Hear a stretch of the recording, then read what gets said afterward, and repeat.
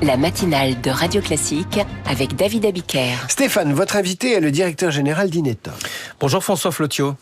Bonjour. Bienvenue sur Radio Classique. Vous êtes l'un des leaders européens des services digitaux. 28 000 consultants. Vous êtes présents dans 19 pays. Le ministère de l'Intérieur vient d'être victime d'une cyberattaque sans précédent. Pendant plusieurs jours, des individus ont pu avoir accès au système informatique du ministère et extraire notamment certaines fiches de police. Qu'est-ce que ça révèle, selon vous, cette cyberattaque? Que rien ni personne n'est épargné ou que la France n'est absolument pas préparée aux nouvelles formes de guerre hybride? Absolument. Alors si on parle du ministère de l'Intérieur, on parle plutôt d'une erreur humaine, de la manipulation de fichiers sans précaution. Donc a priori, une formation, des formations et des bons processus devraient pouvoir corriger tout ça. Je donne l'exemple chez Inetom. Tous les employés ont des formations obligatoires avant d'être embauchés de manière définitive. On a même un robot qui s'appelle Albert qui vient vous pinguer tout au long de votre vie chez Inetom pour vous rappeler tout ce que vous devez apprendre dans la cybersécurité. Mais je veux pas minimiser ce qui s'est passé au ministère de l'Intérieur parce que petite erreur humaine, grosse conséquence. On a vu la Poste ce week-end et le problème potentiel avec les colis de Noël. Ce qu'il faut savoir quand même, c'est quelques chiffres. 144 attaques de ransomware en 2024. On n'a pas encore les chiffres pour 2025. 30 hôpitaux paralysés en 2 ans et la Poste ce week-end. Donc entre cybercriminels et forces de cybersécurité, c'est une course permanente. Le ministre de l'Intérieur, Laurent Nunez, évoque un manque d'hygiène numérique. C'est assez effrayant qu'on puisse accéder aux fichiers de la police simplement en piratant des boîtes mail. Ouais, c'est assez effrayant et quand on y réfléchit, c'est pas simplement un danger criminel qu'on a devant nous, c'est un vrai danger demain géopolitique, avec 20% des cyberattaques aujourd'hui qui viennent d'États hostiles. Et donc, ce sont des armes de déstabilisation qui vont arriver, des armes de déstabilisation géopolitique.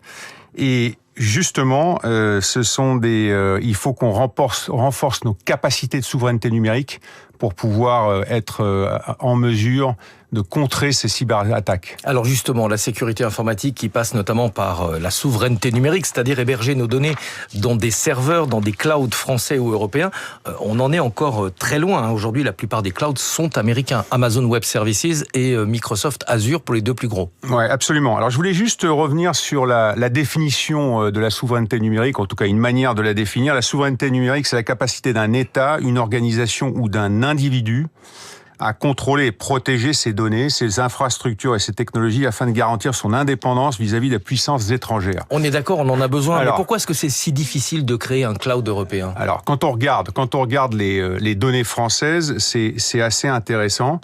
Et vous avez parlé des clouds américains. Juste quelques chiffres, parce que c'est quand même pour se fixer des idées. Il faut quand même savoir qu'aujourd'hui, 80% des clouds en France utilisés sont des clouds américains. C'est quand même important. Il faut aussi savoir que 95% des outils d'IA, d'intelligence artificielle générative, sont américains, avec seulement 5% français. On pourra citer Mistral AI ou par exemple Aleph en Allemagne. Et puis on a une grosse dépendance, on va dire, de coûts. Vous avez dû entendre parler il y a pas longtemps de l'acquisition de VMware par Broadcom. VMware qui était en fait un logiciel qui permet d'avoir des clouds privés, comme les clouds publics, mais dans des environnements privés. Et quand Broadcom a fait l'acquisition de VMware, tout d'un coup, ils ont annoncé des hausses de tarifs. Ils ont annoncé des hausses de tarifs, mais massives, jusqu'à 100%. Oui. Donc une dépendance de coûts extrêmement importante vis-à-vis des clouds américains. Et enfin, une situation où du jour au lendemain, un cloud américain peut faire un shutdown de ses opérations. Vous pouvez vous retrouver avec votre environnement collaboratif complètement éteint si vous utilisez Microsoft par exemple. On est bien d'accord sur la nécessité, mais je vous repose la question, pourquoi est-ce que c'est si difficile de mettre en place un cloud 100% européen? Alors, on a des clouds européens qui commencent à émerger. On a des solutions françaises, on a des solutions européennes. Bon, ce qu'il faut savoir, c'est que les investissements qui sont faits de l'autre côté de l'Atlantique sont majeurs, beaucoup plus importants que les nôtres.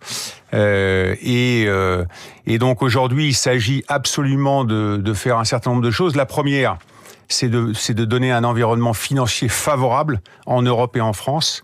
Donc permettre des investissements très forts, une situation fiscale qui est améliorée pour la recherche. Deuxièmement, je pense qu'il faut absolument que les entreprises qui sont clientes soient en position d'avoir des offres intéressantes par les providers français et européens, et donc les inciter à, entre guillemets, acheter français, acheter européen. Et troisièmement, être équilibré dans sa façon d'avancer entre des solutions européennes pour des environnements sensibles et des solutions best of breed, comme on dit dans le jargon, américaines pour des environnements où on a besoin d'être compétitif sans avoir des données sensibles. Acheter français, acheter européen, c'est plus cher que d'acheter américain dans le cloud. Alors, dans le cloud, aujourd'hui, c'est un peu plus cher, le cloud souverain français. Un peu plus cher. Et pour des raisons évidentes. La première, c'est la capacité d'avoir des coûts qui sont amortis à l'échelle. C'est pas encore le cas. Deuxièmement, des infrastructures en Europe qui coûtent un peu plus cher. Et troisièmement, les certifications. En France, on parle de Secnum Cloud, donc ça coûte d'être certifié. Donc ça sera un peu plus cher.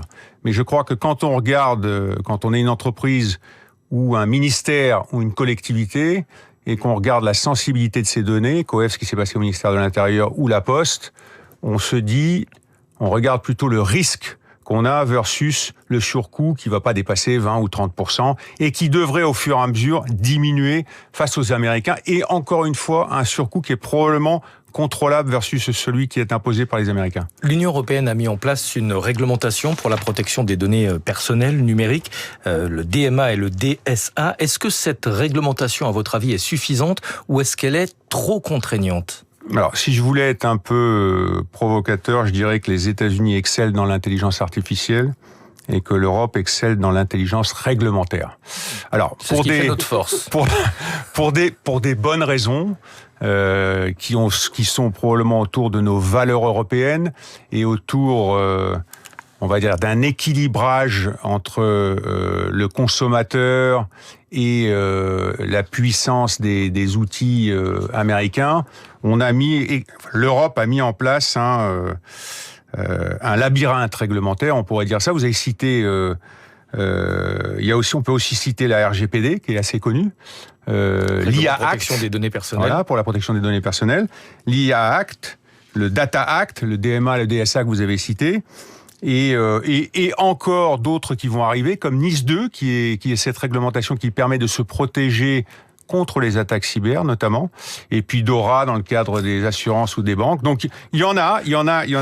Et je crois que le résultat de tout ça, c'est un empilement réglementaire qui est pas simple et qui freine un peu l'innovation. Il nous reste peu de temps. Une question sur l'intelligence artificielle. Où est-ce qu'on en est au niveau européen ? Quelle est la réalité de notre retard ? Et surtout, est-ce que vous pensez que le retard peut encore être rattrapé ? Alors, je voulais juste conclure sur la réglementation. Aujourd'hui, elle devrait s'améliorer. Récemment, il y a un omnibus numérique qui est arrivé de l'Union européenne pour simplifier la réglementation. Alors, sur l'IA, bon, c'est un peu la même situation que j'ai décrite pour les clouds souverains en France. Ça avance. Il y a des grands champions qui sortent comme Mistral AI ou Aleph en Allemagne. Les investissements américains sont probablement de l'ordre de 1 à 100 versus les investissements européens. Mais on avance.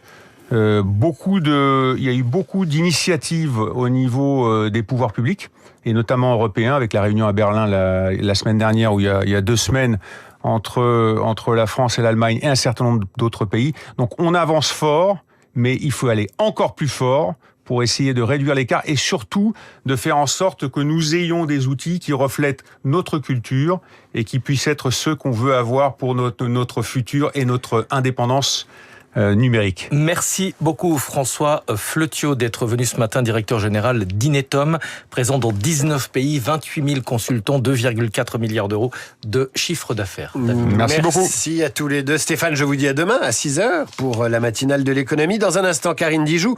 Et si nous parlions français, suivi des coulisses de la politique, Olivier Beaumont nous parle du phénomène politique qui commence à inquiéter le Rassemblement national. Elle est partout, elle argumente fort. Son nom, Sarah Knafou, Radio Classique.